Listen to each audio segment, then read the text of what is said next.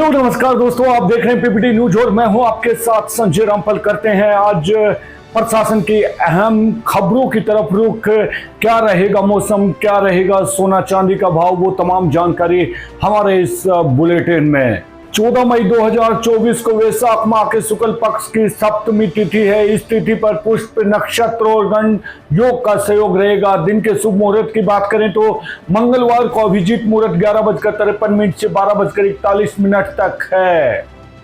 और रही बात मौसम की तो आपको बता देते हैं मौसम चेतावनी 13 से 14 मई के दौरान इन जिलों में हो सकती है बारिश एवं ओलावृष्टि।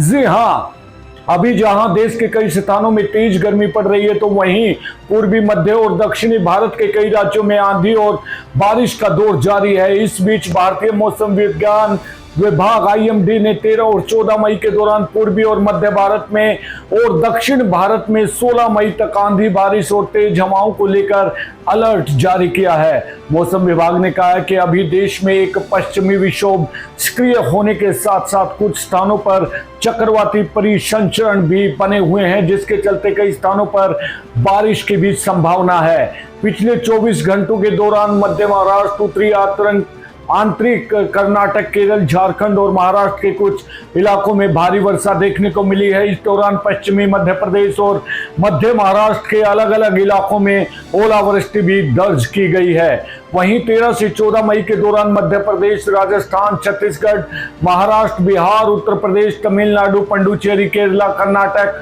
तटीय आंध्र प्रदेश और तेलंगाना आदि राज्यों में अनेक स्थानों पर तेज हवाओं के साथ बारिश होने की संभावना है। सोने चांदी का भाव खुदरा बाजार में 14 मई सोने का भाव आ गया है। गुरुवार को सोना करीब 250 रुपए प्रति 10 ग्राम की तेजी से बिक रहा है। Indian Boolean and jewellers association ने गुरुवार सुबह का भाव जारी कर दिया।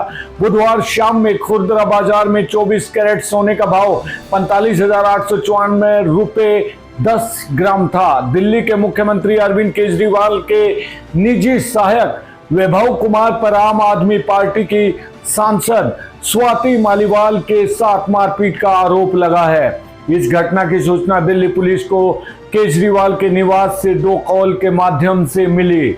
हालांकि एक आबकारी पुलिस मामले में केजरीवाल की मुश्किलों के दौरान मालीवाल उपस्थित नहीं थी। उन्होंने उनसे मिलने की कोशिश की, लेकिन कथित तौर पर कुमार ने उन्हें रोक दिया। Maliwal Civil Lines police station गई, लेकिन उन्होंने अपनी आधिकारिक शिकायत दर्ज करने में देरी की।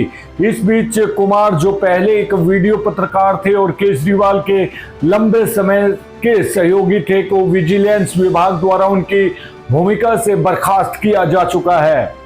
पुणे के बारामती क्षेत्र में जहां इलेक्ट्रॉनिक वोटिंग मशीनें EVM रखी गई थी, वहां CCTV कैमरे 45 मिनट के लिए बंद हो गए। इस पर नेशनलिस्ट कांग्रेस पार्टी की सुप्रिया सुले ने सुरक्षा में चूक की आशंका जताई है। चुनाव अधिकारियों ने स्पष्ट किया है कि बिजली के काम के चलते एक कैमरा केबल हटानी पड़ी थी, जिसके कारण यह शटडाउन हुआ। उन्होंने यह भी आश्वासन दिया कि सभी कैमरे अब काम कर रहे हैं और डेटा सुरक्षित है। फिर भी NCP ने इस घटना की गंभीरता पर जोर देते हुए भारतीय चुनाव आयोग से जवाब और कार्रवाई की मांग की है। ये EVM बारामती लोकसभा चुनाव के थे, जहां सुप्रिया सुले ने सुनेत्रा पवार के खिलाफ प्रतिस्पर्धा की थी। कनाडा की पुलिस ने 22 वर्षीय अमनदीप सिंह को हरदीप सिंह निज्जर के हत्या के मामले में चौथे संदिग्ध के रूप में गिरफ्तार किया है। हरदीप को भारत द्वारा खालिस्तान आतंकी घोषित किया गया था। अमनदीप पर पहली डिग्री के हत्या और साजिश का आरोप है और इससे पहले 3 अन्य लोगों को भी इसी मामले में पकड़ा जा चुका है। भारत के विदेश मंत्री S जयशंकर ने कहा कि भारत को कनाडा से अभी तक कोई ठोस सबूत नहीं मिले हैं, जिनकी वजह से भारतीय एजेंसियों को और जांच करने की जरूरत पड़े। हरदीप निज्जर की हत्या के मामले में भारत और कनाडा के बीच संबंध पहले से ही तनावपूर्ण है, लेकिन कनाडा ने नई दिल्ली की कथित भूमिका के बारे में कोई महत्वपूर्ण जानकारी नहीं दी है। लोकसभा चुनाव के चौथे चरण में भाजपा के उम्मीदवार माधवी लता ने हैदराबाद के एक मतदान केंद्र पर बुर्का पहने मुस्लिम महिलाओं के वोटर ID की जांच करके विवाद खड़ा किया है। माधवी लता, जो AIMIM के असुद्दीन ओवैसी और बीआरएस के करम श्रीनिवास यादव के खिलाफ एक प्रमुख सीट से चुनाव लड़ रही है ने मतदाता सूची में अनियमितताओं का आरोप लगाया। उन्होंने दावा किया है कि नाम हटाए गए थे और गैर निवासियों को सूचीबद्ध किया गया था। तेलंगाना के मुख्यमंत्री रेवंत रेड्डी ने भाजपा पर मुस्लिमी वोटों को ध्रुवीकृत करने का प्रयास करने का आरोप लगाया, जिसका अंततः लाभ ओवैसी को होगा, न कि भाजपा को। 90% of the booths have got compromised. This is what is happening. Police do not want to instruct female constables to check the face and with the voter ID. I am not worried because I have stood up for justice. When I am requesting the police officer, he says it is not his responsibility. He is saying that I requested at least please inform the female constable. He says it is not my responsibility. I will not inform lady constable. His name is Gurunath. Delhi high court ने प्रधानमंत्री नरेंद्र मोदी और Bharatiya Janata party BJP के अन्य सदस्यों के कथित घृणा भाषणों के लिए चुनाव आयोग को कार्रवाई करने के निर्देश की मांग वाली एक याचिका को खारिज कर दिया है। न्यायमूर्ति सचिन दत्ता की अगुवाई वाली अदालत ने कहा है कि याचिका में कोई तथ्य नहीं है और यह गलतफहमी पर आधारित है। याचिका में पीएम मोदी पर 21 अप्रैल को राजस्थान के बांसवाड़ा में लोकसभा चुनाव के दौरान सांप्रदायिक विभाजनकारी टिप्पणियां करने का भी आरोप लगाया गया था। हालांकि अदालत ने जोर दिया है कि चुनाव आयोग को कानून के अनुसार शिकायतों का समाधान करने की स्वायत्तता है और वह चुनाव आयोग की प्रक्रियाओं में हस्तक्षेप नहीं कर सकती। केंद्रीय माध्यमिक शिक्षा बोर्ड सीबीएसई ने 2024 के कक्षा 10 के बोर्ड परीक्षा के परिणाम घोषित कर दिए हैं। भारत के विभिन्न क्षेत्रों में छात्रों ने अपनी शैक्षिक क्षमता का प्रदर्शन करते हुए प्रभावशाली रिजल्ट निकाले हैं। आपको बता दें कि जो सबसे ज्यादा बाजी मारी है, जिसका प्रतिशत 9.75 है, उसके बाद विजयवाड़ा 99% के साथ है। बेंगलुरु ने भी 99.26 स्कोर प्राप्त किया है। हालांकि गुवाहाटी क्षेत्र में सबसे कम उत्तीर्ण प्रतिशत 78% रहा। परिणाम देश के विभिन्न भागों में शैक्षणिक उपलब्धियों में विभिन्न सत्रों को उजागर करते हैं। पंजाब के अमृतसर में सीमा सुरक्षा बल बीएसएफ ने 2 अलग अलग ऑपरेशनों में 2 चीन निर्मित ड्रोन और लगभग 560 ग्राम संदिग्ध हेरोइन जब्त की है। एक ड्रोन और हेरोइन का पैकेट रतन खुर्द गांव के एक खेत में पाया गया। दूसरा ड्रोन खुर्द गांव के एक सूखे कुएं में मिला है। दोनों ड्रोन मॉडल के थे और बीएसएफ की सूझबूझ और त्वरित कार्रवाई ने सीमा पार से ड्रोन के जरिए होने वाली घुसपैठ को नाकाम कर दिया। अब करते हैं चरखी दादरी की खबरों की तरफ रुख। वोट डालने पर मिलेगा 25% तक डिस्काउंट। जी हां, दादरी व्यापार मंडल ने मतदाता जागरूकता को लेकर की नई पहल। जानकारी के लिए आपको बता दें कि दादरी के व्यापार मंडल ने जिला प्रशासन के साथ मिलकर नई पहल की है। वोट प्रतिशत बढ़ाने की दिशा में व्यापार मंडल ने वोट करने वाले दाताओं को 26 मई को ज्यादातर चीजों पर 25% तक छूट देने का निर्णय लिया है। इसमें रेहड़ी वालों से लेकर बड़े दुकानदार तक सहयोग करेंगे। नगर आयुक्त एवं अतिरिक्त उपायुक्त के साथ आयोजित बैठक में यह निर्णय लिया गया। सोमवार को व्यापार मंडल के पदाधिकारियों ने अतिरिक्त उपायुक्त एवं स्वीप के नोडल अधिकारी डॉक्टर जयेंद्र सिंह के साथ मिलकर जिला में मतदान के प्रतिशत को बढ़ाने के लिए चर्चा की। व्यापारियों ने कहा कि दुकानदार से पहले वे एक जागरूक मतदाता हैं और देश के लिए मतदान की अहमियत को समझते हैं। ऐसे में पूरा व्यापार मंडल प्रशासन के साथ मिलकर वोट प्रतिशत बढ़ाने के लिए काम करने को राजी है। उनका कहना है कि जब तक हर मतदाता अपने वोट का महत्व समझते हुए चुनाव के दिन मतदान केंद्र पर जाकर वोट नहीं डालेगा, जब तक उसको जागरूक देशवासी कहना सही नहीं है। देश की तरक्की तभी संभव है जब मतदान करके अच्छी सरकार चुनी जाए और इसके बाद ही देश के नागरिकों का विकास होगा। और चर्चा के दौरान सामने आया कि लोगों को प्रोत्साहन देकर मतदान के लिए जागरूक किया जा सकता है और इसमें व्यापार मंडल की अहम भूमिका हो सकती है। प्राय देखने में आता है कि नए मतदाता कम से कम या वोट करते समय इसके पीछे अलग अलग तरह के कारण बताए जाते हैं। ऐसे में इन मतदाताओं पर भी फोकस किया जा सकता है। तमाम पहलुओं पर ध्यान करने के बाद व्यापार मंडल ने स्वेच्छा से निर्णय लिया कि दादरी के बाजारों में वोट करने वाले लोगों को 26 मई को 25% छूट दी जाएगी। इसके लिए संबंधित व्यक्ति को अपने हाथ पर स्याही का निशान दिखाना होगा। स्वीप नोडल अधिकारी एवं अतिरिक्त उपायुक्त ने बताया कि जिला में फरवरी माह से ही स्वीप अभियान के तहत नए वोट बनवाने और मतदाताओं को वोट डालने के लिए प्रेरित किया जा रहा है। इसके लिए विभिन्न कार्यक्रमों का आयोजन किया जा रहा है। शिक्षण संस्थानों, बाजारों, चौपालों, बस्तियों, भट्ठों, गांव आदि सभी स्थानों पर स्वीप की टीम पहुंची है और उन्होंने मतदाताओं से लोकतंत्र चुनाव रूपी यज्ञ में वोट रूपी आहुति डालने का भी आह्वान किया है। उन्होंने कहा है कि व्यापार मंडल की ओर से लिया गया निर्णय मतदाताओं को वोट करने के लिए जागरूक करने का काम करेगा। मतदान के दौरान दिव्यांग मतदाताओं को नहीं होगी कोई भी परेशानी। जी हां, निर्वाचन आयोग की ओर से दिव्यांग जनों के लिए मताधिकार का प्रयोग सहज एवं सुविधाजनक बनाने के उद्देश्य से सक्षम एक ऐप बनाया गया है। यह मोबाइल ऐप दिव्यांग व्यक्तियों की सुविधा को देखते हुए एक प्रकार से दिव्यांग मतदाताओं के लिए एक वरदान साबित है। जिला निर्वाचन अधिकारी एवं उपायुक्त मनदीप कौर ने बताया कि दिव्यांग जन चुनाव से जुड़ी मतदाता केंद्रित विभिन्न सेवाओं का लाभ उठाने के लिए इस ऐप का उपयोग कर सकते हैं। सक्षम ऐप के माध्यम से दिव्यांग वोटर मतदाता सूची में अपना नाम देखने के अलावा पोलिंग बूथ की लोकेशन, बूथ तक आवागमन के लिए व्हील चेयर के लिए अनुरोध कर सकते हैं। सक्षम ऐप गूगल प्ले स्टोर से अपने मोबाइल पर डाउनलोड करें। ऐप खुलते ही वोटर रजिस्ट्रेशन, पोलिंग बूथ पर सुविधाएं, वोटर कार्ड से संबंधित जानकारी और सूचना एवं शिकायत का ऑप्शन आएगा। इसके उपरांत अन्य सुविधाओं के लिए ऐप का उपयोग किया जा सकता है। आज से शुरू होगी दूसरे राउंड की चुनाव रिहर्सल।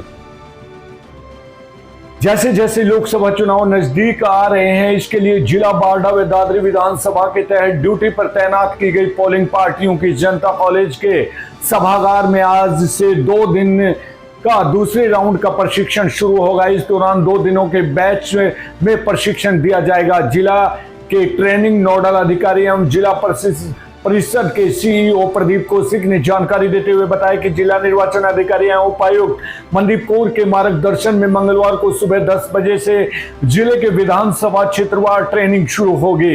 इस दौरान दादरी व बारडा विधानसभा क्षेत्र के लिए तैनात की गई पोलिंग पार्टियों को दूसरे राउंड का प्रशिक्षण दिया जाएगा। प्रतिदिन सुबह 10 बजे और दोपहर 2 बजे से 2 चरणों में प्रशिक्षण होगा। इससे पहले भी पहले राउंड का प्रशिक्षण इसी प्रकार के 2 चरणों में कराया गया था।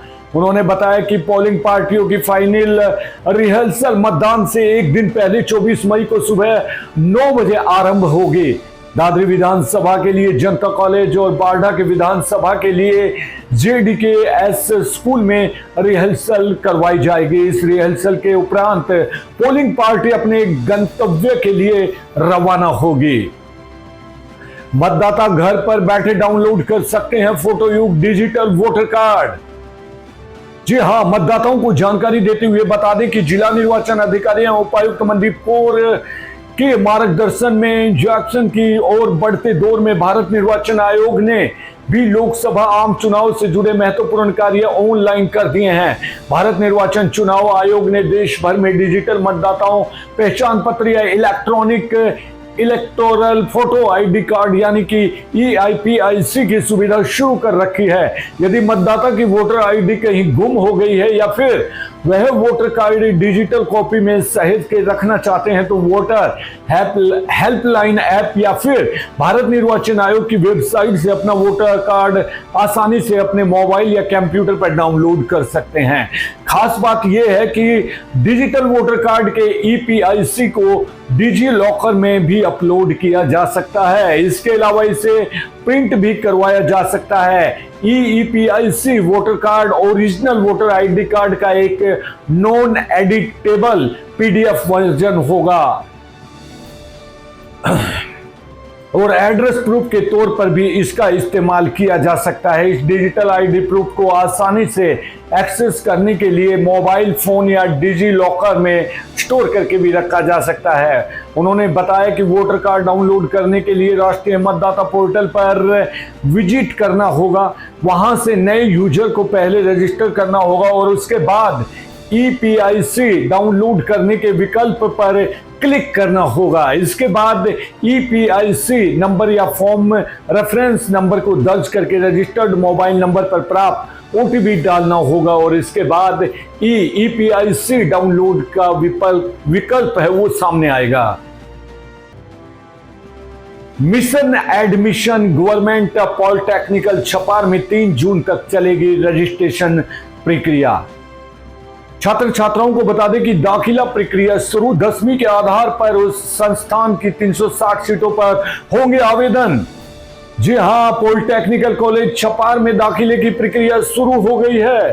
तकनीकी शिक्षा विभाग की ओर से 10वीं व 12वीं के आधार पर कुल 360 सीटों के लिए ऑनलाइन दाखिला प्रक्रिया होगी। संस्थान में विद्यार्थियों की मदद के लिए हेल्प डेस्क भी स्थापित की गई है, जहां सोमवार से शुक्रवार तक सुबह 9 बजे से शाम 5 बजे तक दाखिले से संबंधित जानकारी प्राप्त की जा सकती है। विद्यार्थी टेक एडमिशन से hrv.ovin पर अपना रजिस्ट्रेशन स्वयं कर सकते हैं या कॉलेज में आकर भी करवा सकते हैं। आवेदन की प्रक्रिया है वो 25 अप्रैल से शुरू होकर 3 जून तक चलेगी। इस प्रकार है गवर्नमेंट पॉलिटेक्निकल छपार में सीटों की स्थिति। आइए आपको बताते हैं। मैकेनिकल इंजीनियरिंग में 60, मेडिकल लैब टेक्नोलॉजी में 60, सिविल इंजीनियरिंग में 60, कंप्यूटर साइंस इंजीनियरिंग में 60, इलेक्ट्रॉनिक इंजीनियरिंग में 60, इलेक्ट्रॉनिक्स एंड कम्युनिकेशन इंजीनियरिंग में 60 सीटें हैं। दाखिले के लिए आवेदन के साथ जरूरी है कागजात। ऑनलाइन एप्लीकेशन के लिए 10वीं मार्कशीट, रिजल्ट कॉपी, आधार कार्ड, परिवार पहचान पत्र जिसमें कैटेगरी व स्टेटस इनकम वेरीफाइड होनी चाहिए तथा विद्यार्थी का नाम, पिता का नाम, माता का नाम, परिवार का नाम पहचान पत्र में 10वीं की मार्कशीट रिजल्ट कॉपी के अनुसार होना चाहिए। EWS प्रमाण पत्र, 2 passport size photo, bank account copy, category certificate की भी आवश्यकता है। ऑनलाइन एप्लीकेशन फीस सामान्य कैटेगरी के विद्यार्थी के लिए 1000 रुपये और लड़कियों के लिए सभी रिजर्व कैटेगरी के लिए 700 रुपये निर्धारित की गई है। जिस भी संस्थान में जो आवेदन आएंगे उनकी ऑनलाइन ही वेरिफिकेशन होगी। इसके बाद ही वेबसाइट पर मेरिट लिस्ट डिस्प्ले होगी। स्वीप टीम के सदस्यों द्वारा लगातार दादरी व बारडा विधानसभाओं के विभिन्न क्षेत्रों में पहुंचकर सभी को आगामी 25 मई को लोकसभा चुनाव में अधिक से अधिक मतदान करने के लिए जागरूक किया जा रहा है। टीम सदस्य लगातार विभिन्न राजकीय विभागों, बैंकों, विद्यालयों, महाविद्यालयों, अस्पतालों सहित अन्य सार्वजनिक स्थलों पर पहुंचकर सभी को 100% मतदान का आह्वान कर रहे हैं। जिला उपायुक्त मनदीप कौर के मार्गदर्शन में चलाए जा रहे इस अभियान की सभी जगहों पर जो है वो सराहना की जा रही है। इसी कड़ी में आज टीम के सदस्य सर्वे Haryana Gramin bank, the Bhiwani central operative bank, Kadma PNB, Nanda PNB, Berla आदि पहुंचे वे सभी को अधिक से अधिक मतदान का संकल्प धारण करवाया। टीम सदस्यों में सुंदरपाल फोगाट, हरपाल आर्य व अन्यों ने कहा कि बैंकिंग क्षेत्र में इस देश की अर्थव्यवस्था रीढ़ की हड्डी है। इस व्यवस्था में प्रत्येक कर्मी व अधिकारी पूरी तरह से पढ़ा लिखा व समझदार होता है। वो जनता है कि मतदान हमारे देश की लोकतंत्रीय व्यवस्था में कितना योगदान रखता है।